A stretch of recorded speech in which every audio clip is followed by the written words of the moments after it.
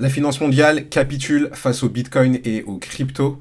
Dans cette vidéo, je t'explique pourquoi la finance détestait Bitcoin et les cryptos, pourquoi la finance change d'avis sur Bitcoin et sur les cryptos, et pourquoi le prix du Bitcoin et des cryptos chute en ce moment. C'est parti. Alors, historiquement, le monde de la finance n'a jamais aimé Bitcoin et les cryptos. Déjà en 2018, Warren Buffett, qui est l'un des plus grands investisseurs au monde, qualifier Bitcoin de mort au rat au carré, pour reprendre sa citation. Et c'est une citation qui est très connue dans le monde des cryptos et du Bitcoin.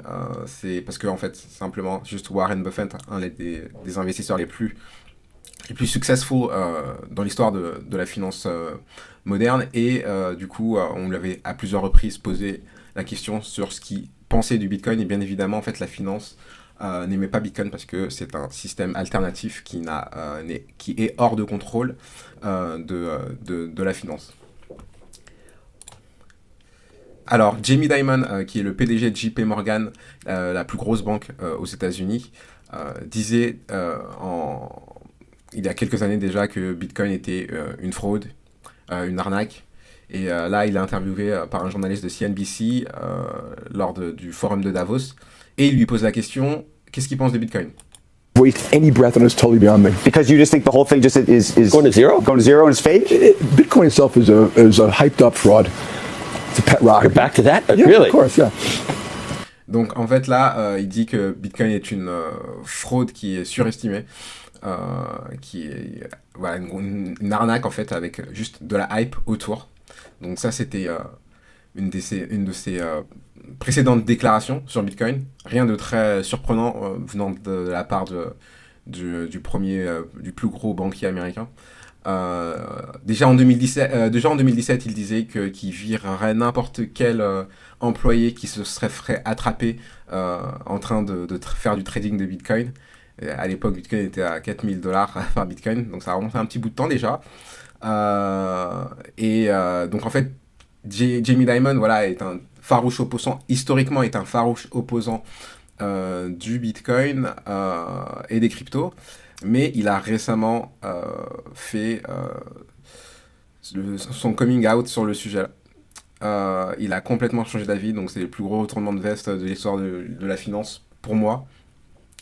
Et la semaine dernière, on a appris que JP Morgan, qui est donc la banque de Jamie Dimon, allait accepter le Bitcoin et l'Ether comme garantie pour des prêts en dollars. Donc j'ai fait une vidéo dessus cette semaine. Si vous ne l'avez pas vue, je vous invite à aller la voir. Elle est super courte. Et je résume vraiment toute cette annonce-là. Et c'est quelque chose de juste historique. Hein. Et on est en train d'assister en fait à une fusion entre le système crypto et le système de la finance traditionnelle. Donc Jamie Dimon n'est pas le seul mastodonte de la finance à s'être exprimé de manière négative auparavant sur Bitcoin. C'était le cas aussi de Larry Fink, qui est le PDG de BlackRock, qui est le plus gros fonds de gestion d'actifs au monde, juste ça.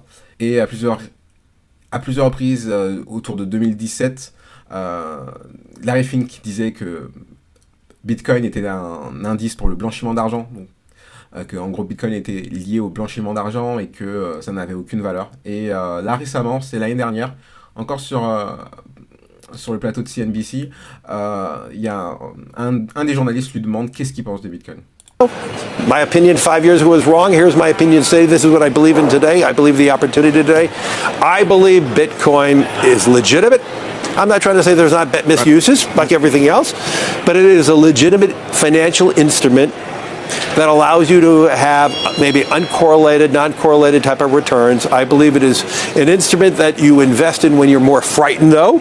It is an instrument when you believe that countries are debasing their currency, by excess deficits, and some countries are. I believe we have countries where you're frightened of your everyday existence, and if Donc, en fait, là, je vais vous traduire pour ceux qui n'ont pas compris. Larry Fink explique qu'il avait tort par le passé et qu'il a fait ses recherches et qu'en fait, il estime que Bitcoin est un instrument financier légitime et que Bitcoin peut servir de réserve de valeur dans des pays qui ont tendance à d'évaluer leur monnaie pour pouvoir rembourser leurs dettes. Donc ça, c'est quelque chose juste d'incroyable. Et c'est exactement comme ça que vous devez appréhender Bitcoin. Bitcoin, c'est un instrument défensif dans un environnement où votre pays et votre banque centrale a tendance à d'évaluer sa monnaie pour pouvoir rembourser sa dette. C'est ce qu'on a aux États-Unis actuellement aujourd'hui. C'est ce qu'on a aussi en Europe. Et c'est comme ça que, en fait, vous devez appréhender Bitcoin. Donc, pourquoi, en fait, Larry Fink ou Jamie Dimon ont, du jour au lendemain, changé d'avis sur Bitcoin? C'est très simple. Je vais vous montrer juste un graphique. C'est ça. Pourquoi ils ont changé d'avis? C'est à cause de ça. C'est Bitcoin. C'est la courbe de Bitcoin depuis 2011. Et en fait, Bitcoin s'est apprécié de 157 millions de pourcents depuis 2011. Et en fait, c'est le prix qui leur a fait comprendre que Bitcoin était sérieux. Rien d'autre. Et qu'est-ce que ça a donné comme résultat pour BlackRock? BlackRock a lancé un ETF Bitcoin en 2024 qui s'appelle IBIT. Donc un ETF, c'est, on va dire, un produit financier qui va vous permettre de vous exposer au prix du Bitcoin sans détenir du Bitcoin. Du coup, qu'est-ce que ça a donné comme résultat pour BlackRock? C'est assez simple, il faut juste regarder ce graphe. Et en fait, IBIT, qui est l'ETF Bitcoin de BlackRock, est devenu l'ETF avec le meilleur démarrage de toute l'histoire des ETF, avec 100 milliards de dollars en actifs atteints en moins de 500 jours, quand il a fallu au deuxième meilleur ETF de l'histoire, 2111 jours pour atteindre ces 100 milliards de dollars d'actifs sous gestion. Donc c'est juste simple, cette adoption du Bitcoin par le plus gros gestionnaire d'actifs au monde leur a permis de juste lancer l'ETF le plus successful de l'histoire de tous les ETF. Rien que ça. Il faut comprendre qu'en fait, BlackRock gagne des frais sur les ETF, sur la gestion des ETF, et du coup, en fait, plus d'actifs sous gestion pour cet ETF-là, ça veut dire plus de frais pour eux, et du coup, plus d'argent dans leur poche. Du coup, je vous ai expliqué pourquoi la finance a changé d'avis. Maintenant, pourquoi le prix du Bitcoin et des cryptos chute en ce moment. Alors actuellement, on est sous les 110 000 dollars par Bitcoin. Et il faut savoir que si ça chute actuellement, c'est assez simple. Tout simplement, il y a plus de vendeurs que d'acheteurs. Il ne faut pas aller voir ailleurs. Oui, il y a des événements extérieurs, macroéconomiques, qui influencent le prix du Bitcoin. Mais simplement, il y a plus de vendeurs que d'acheteurs. Et sur ce site qui nous permet de surveiller tous les volumes des ETF, on se rend compte que hier, il y a eu une sortie de plus de 488 milliards de dollars en Bitcoin. La question, c'est de savoir pourquoi, en fait, il y a plus de vendeurs que d'acheteurs actuellement. Et c'est simple. Pour moi, c'est une méconnaissance de ce que c'est Bitcoin et, en fait, comment considérer Bitcoin. Il faut comprendre que dans la grande famille des actifs, il va y avoir deux types d'actifs. Il y a les actifs risk on et les actifs risk off. Okay. Donc en gros, il faut savoir que les actifs qui sont risk on, c'est des actifs où il y a beaucoup de rendement et c'est des actifs qui sont considérés comme ayant un risque élevé. Et en fait, on retrouve dans cette catégorie aujourd'hui les actions, les crypto-monnaies, les matières premières, pas tellement. Les obligations à haut rendement, donc les junk bonds, des trucs comme ça. Donc ça, c'est la famille des actifs risk on. Et la famille des actifs risk off, vous allez avoir donc des actifs qui sont en fait qui sont utilisés lorsqu'on cherche de la sécurité, lorsqu'il y a de l'instabilité sur les marchés. C'est des actifs en fait vers lesquels on va se réfugier quand il y a de l'instabilité. Donc, des obligations d'État, généralement américaines, suisses, allemandes, des États qui gèrent à peu près bien leurs finances, même si c'est plus trop le cas avec les États-Unis aujourd'hui.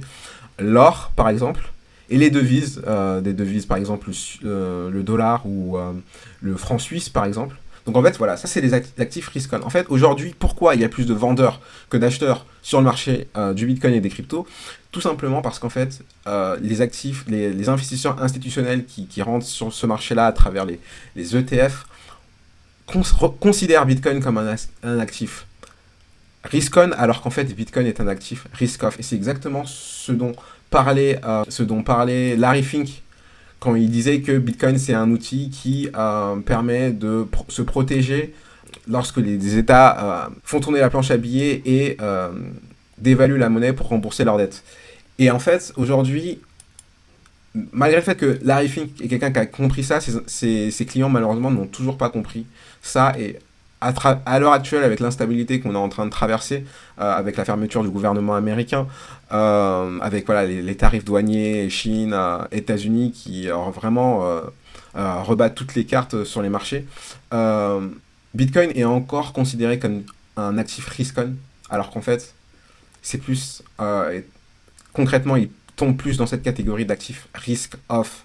Parce qu'en fait, par rapport au fait que Bitcoin, c'est la stabilité, c'est-à-dire, c'est la sécurité déjà, c'est la stabilité, il y a une politique monétaire qui est connue à l'avance et qui ne changera plus jamais. Il n'y a que 21 millions de Bitcoin et qu'on ne peut pas en imprimer de nouveau. Et en fait, voilà, Bitcoin a vraiment toutes les particularités d'un actif risk-off, comme l'or par exemple. Bitcoin, c'est vraiment de l'or numérique. Et c'est plus rare que l'or, en fait. L'or, on continue toujours de découvrir de nouveaux gisements d'or. Mais du Bitcoin, on pourra pas trouver plus de 21 millions de Bitcoin, en fait. Donc, c'est une méconnaissance, tout simplement, des investisseurs institutionnels aujourd'hui qui sont sur le marché du Bitcoin, qui considèrent Bitcoin comme un risk-on asset, alors que c'est un risk-off. Par contre, les cryptos, pour moi, les cryptos rentrent dans la catégorie risk-on, parce que à partir du moment où vous investissez sur des cryptos, c'est bien plus volatile que Bitcoin, c'est bien plus risqué que Bitcoin. Bitcoin est là depuis 16 ans maintenant. C'est la crypto-monnaie numéro 1 du marché depuis 16 ans. C'est la première crypto-monnaie qui a été créée. C'est la plus sécurisée. C'est la plus décentralisée. C'est la moins risquée. Donc voilà, Bitcoin pour moi tombe dans la catégorie des risk-off assets. Et il va falloir un peu de temps avant que le smart money, donc les investisseurs institutionnels, comprennent, étudient Bitcoin et vraiment comprennent ce que c'est pour vraiment que ça devienne à leurs yeux un actif risk-off. Si vous avez aimé la vidéo, n'hésitez pas à liker, commenter. Si vous n'êtes pas d'accord avec moi, commentez également, ça me fera plaisir. Je lis tous les commentaires et on pourra en débattre si vous le souhaitez. Ciao.